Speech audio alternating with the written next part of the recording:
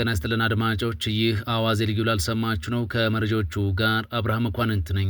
በደቡብ አፍሪካ የተቀሰቀሰው ጸረ ስደተኞች ተቃውሞ ከፍተኛ ስጋት ፈጥሯል። ከተሞች ዛሬ ሙሉ በሙሉ ዝግ ሆነዋል። ውጥረቱ እጅግ ተባብሶ እንደቀጠለም መረጃዎች አመላክቷል።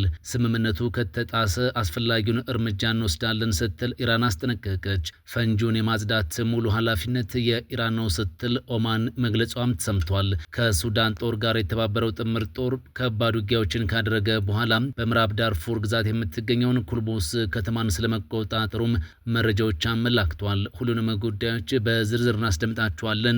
አብራችሁን ቆዩ።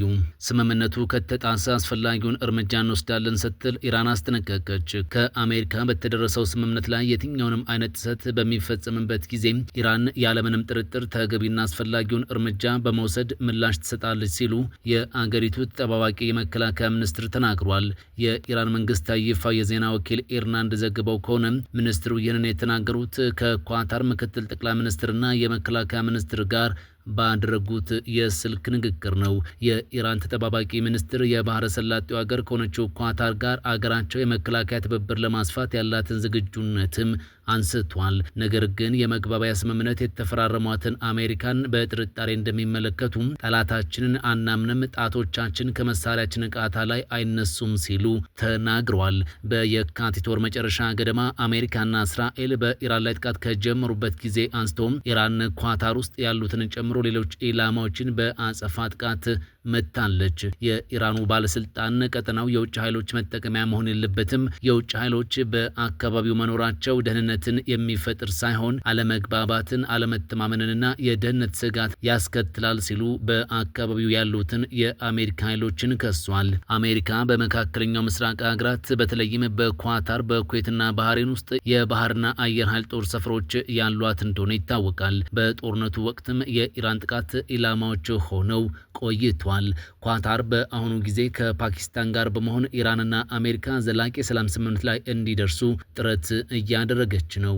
ፈንጂውን የማጽዳት ሙሉ ኃላፊነት የኢራን ነው ስትል ኦማን ገለጸች። ኦማን በሆርሙዝ ባህረ ሰላጤ በባህር ውስጥ ሊኖሩ የሚችሉ ፈንጂዎችን የማጽዳት ዋና ኃላፊነት በዋናነት በኢራን ላይ እንደሚወድቅ አስታውቃለች። ይህ መግለጫ የመጣው የፈረንሳዩ ፕሬዝዳንት ኢማኑኤል ማክሮን ከኦማን ጋር በመተባበር የሆርሙዝ ባህረ ሰላጤን ከፈንጂ ለማጽዳት ዝግጁ መሆናቸውን ከገለጹ በኋላ ኢራን በጉዳዩ ላይ ከፍተኛ ተቃውሞ ባሰማችበት ወቅት ነው። የኦማን ውጭ ጉዳይ ሚኒስትር ባድር ቢን መሐመድ አብዱል ሳይዲ ለፈረንሳይ አንድ ሬዲዮ ጣቢያ በሰጡት ቃል በአሜሪካና ኢራን መካከል በተደረሰው የመግባቢያ ሰነድ መሰረት በሆርሙዝ ባህረ ሰላጤና በዓለም አቀፍ እውቅና ባላቸው የመርከብ መጓጓዣ መስመሮች የፈንጂ አደጋ እንዳይኖር ማረጋገጥ በዋናነት የኢራን ኃላፊነት ነው ብለዋል። ሚኒስትሩ በተጨማሪም ኦማን ጥያቄ በሚቀርብላት ጊዜ ለክልላዊና ለዓለም አቀፍ ጥረቶች አስፈላጊውን ድጋፍ ለማድረግ ዝግጁ መሆኗን አረጋግጠዋል። ከሱዳን ጦር ጋር የተባበረው ጥምር ጦር ከባድ ውጊያዎችን ካደረገ በኋላ በምዕራብ ዳርፉር ግዛት የምትገኘውን ኩልቡስ ከተማን ተቆጣጠረም። ከተማዋን መልሶ መቆጣጠር የተቻለው በጥቅምት 2024 ከተማዋ ከጥምር ጦሩ ጋር በተደረገ ከባድ ውጊያ በአርኤስኤፍ እጅ ከወደቀች ከጥቂት ወራት በኋላ ነው። ኩልቡስ የጊሚር ጎሳ ታሪካዊ መናገሻና የጎሳው ሱልጣኔት ዋና መስሪያ ቤት የሚገኝባት ከተማም ነች። በ2023 ጦርነቱ ከተቀሰቀሰ በኋላ በምዕራብ ዳርፉር የአርኤስኤፍ መስፋፋት ባደረጉበት ወቅት የሱልጣኔቱ መሪዎች በከተማዋ ላይ ጥቃት እንዳይፈጸም የሚከለክል ስምምነት ላይ ደርሰው ነበር። ምንም እንኳን በዚያን ጊዜ የአርኤስኤፍ ኃይሎች በግዛት ውስጥ በርካታ መንደሮችንና ከተማዎችን ተቆጣጥሮ የነበረ ቢሆንም ይሁን እንጂ ኩልቡስ በመጨረሻ በጥቅምት 2024 በእነሱ እጅ ልትወድቅም ችላለች። የጥምር ጦሩ ቃል አቀባይ በሰጡት መግለጫ እየተካሄደ ባለው ወታደራዊ ዘመቻና ባለፉት ጥቂት ቀናት ኃይሎቻቸው ባስመዘገቧቸው ተከታታይ ድሎች ማዕቀፍ ውስጥ ኃይሎቻቸው ከመደበኛ የጦር ኃይልና ከህዝባዊ ግንባር ጋር በመቀናጀት ከባድ ውጊያ ካደረጉ በኋላ ኩልቡስን ከአማጺው ሚሊሻ እጅ ሙሉ በሙሉ ነጻ ማውጣትም ችለዋል። ጥምር ጦሩ በጠላት ላይ በሰው ህይወትና በቁሳቁስ ከፍተኛ ኪሳራ ማድረሱንና የተሸነፈውን ሚሊሻ ቀሪዎችን የማዳን እንዲሁም አካባቢውን የመጠበቅ ስራቸውን መቀጠላቸውን አስረድቷል። ይህ ስኬት የመንግስትን ሉዓላዊነት በመላው የአገሪቱ ግዛት ላይ ሙሉ በሙሉ ለመመለስ በአማጽያኑ ሚሊሻዎች ቁጥጥር ስር ያሉ ቀሪ አካባቢዎችን ነጻ ለማውጣት እየተካሄደ ካለው ወታደራዊ ዘመቻ አንጻር የተገኘ መሆኑንም ገልጸዋል። ቃል አቀባዩ በከተሞች በመንደሮችና በወታደራዊ እንቅስቃሴዎች አቅራቢያ ባሉ አካባቢዎች የሚገኙ ዜጎች ሁሉ ሕይወታቸውንና ደህንነታቸውን ለመጠበቅ ሲሉ ከፍተኛ ጥንቃቄ እንዲያደርጉና ወደ ግጭት ቀጠናዎች እንዳይጠጉም አሳስቧል። ለጥምር ጦሩ ታማኝ የሆኑ የመገናኛ ብዙሃን ዘገባዎች እንደሚያመላክቱት የአባላቶቻቸውን ምስል በአካባቢው አስተዳደር ዋና መስሪያ ቤት ውስጥ የሚያሳይ ተንቀሳቃሽ ምስሎችን አስተላልፏል። ኩልቡስ ከኖቬምበር 2023 ጀምሮ በአርኤስኤፍ ቁጥጥር ስር ከቆየችው ከምዕራብ ዳርፉር ግዛት ዋና ከተማ ኤል ጀኒና በስተ ሰሜን ምዕራብ 130 ኪሎ ሜትር ርቀት ላይ የምትገኝ ናት።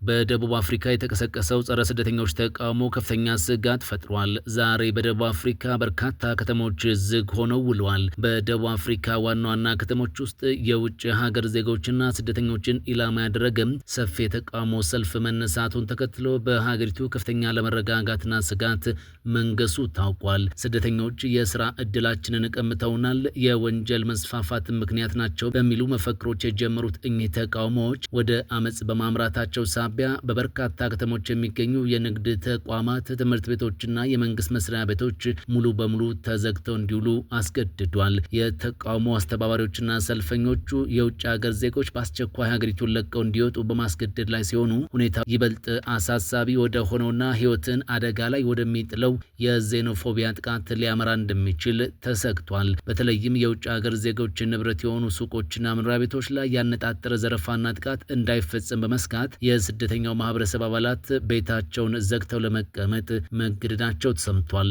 ፕሬዚዳንት ሲሪል ራማፎሳ ስደተኞችን በተመለከተ ሰልፍ ለማካሄድ ያቀዱ ዜጎች ተቃውሟቸውን ማሰማት ያለባቸው ያለ ማስፈራሪያ፣ ዛቻ ወይንም ቀነ ገደብ መሆን እንዳለበት ማስጠንቅቋል። ፕሬዚዳንቱ ይህንን ያሉት ህጋዊ ሰነድ የሌላቸው የውጭ ሀገር ዜጎች ደቡብ አፍሪካ ለቀው እንዲወጡ በጸረ ስደተኛ ቡድኖች የተቀመጠው ይፋዊ ያልሆነ ቀነ ገደብ አንድ ቀን ሲቀረው ትላንት ሰኞ ባወጡት መግለጫ ነው። ይህንን ተቃውሞ ተከትሎ ሊመጣ የሚችለው የኃይል እርምጃ ስጋት ውስጥ የከተታቸው በሺዎች የሚቆጠሩ የሌሎች የአፍሪካ ሀገራት ዜጎች ባለፉት ሳምንታት ደቡብ አፍሪካን ለቀው መውጣታቸው ይታወቃል። ህጋዊ ሰነድ የሌለው አንድ የማላዊ ዜጋ 4 ህጻን ልጆቹን ጥሎ በመሄዱ ልቡ ቢሰበርም ወደ ሀገሩ ለመመለስ ደስተኛ መሆኑን ለቢቢሲ ተናግሯል። ካለፉት ጥቂት ወራት ወዲህ ስደተኞች ላይ የሚነሱ ተቃውሞዎች ጎልተው ታይቷል። ፕሬዚዳንት ራማፎሳ የስደተኞች ጉዳይ ላይ ሪፎርም እንደሚያስፈልግ ተቀብለው ሰልፈኞች ግን በሰላማዊና ኃላፊነት በተሞላበት መልኩ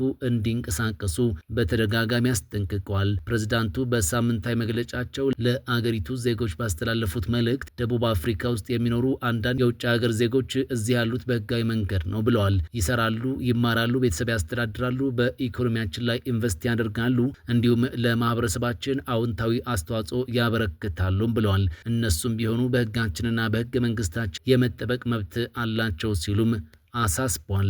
ፕሬዝዳንቱ አክለውም የመቃወም መብትና የመናገር ነጻነት ሰዎች ሌሎች እንዲያስፈራሩ፣ ጫና እንዲፈጥሩ ወይም በዘረፋና በኃይል ድርጊቶች ላይ እንዲሳተፉ አይፈቅድም በማለት ጽፏል።